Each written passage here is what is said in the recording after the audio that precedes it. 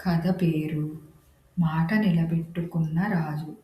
ఒకసారి ఒక పేద రైతు రాజు దగ్గరికి వచ్చి, మా గ్రామానికి నీళ్ల కోసం చిన్న కాలువ కావాలని అభ్యర్థించాడు.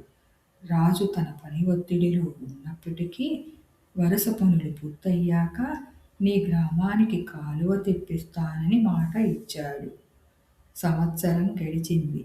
రాజ్యంలో యుద్ధం, పండగలు, ఇతర పనులు జరుగుతూనే ఉన్నాయి. కానీ రైతు గ్రామానికి కాలువ పని ఇంకా మొదలవలేదు. ఒకరోజు రాజు వేషం మార్చుకుని గ్రామాల సందర్శనకు వెళ్ళాడు.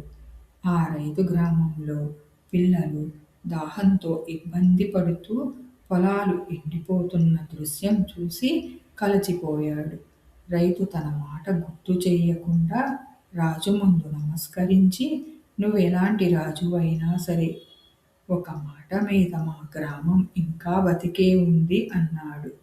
రాజు తన ఇచ్చిన మాటను మరిచిపోయానని గ్రహించి వెంటనే తన అసలు స్వరూపం చూపించి సైన్యంతో కలిసి కాలువ పనిని మొదలుపెట్టాడు. కాలువ పూర్తయ్యాక గ్రామంలో పంటలు పచ్చపచ్చగా మారాయి.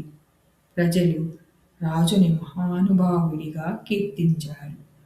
రాజు మాత్రం తన మనసులో, ఇది నా గొప్పతనం కాదు, నా తప్పును గుర్తు చేసిన నా మాటను నమ్మి ఎదురు చూసిన ఆ రైతు గొప్పతనం అని గమనించుకున్నాడు.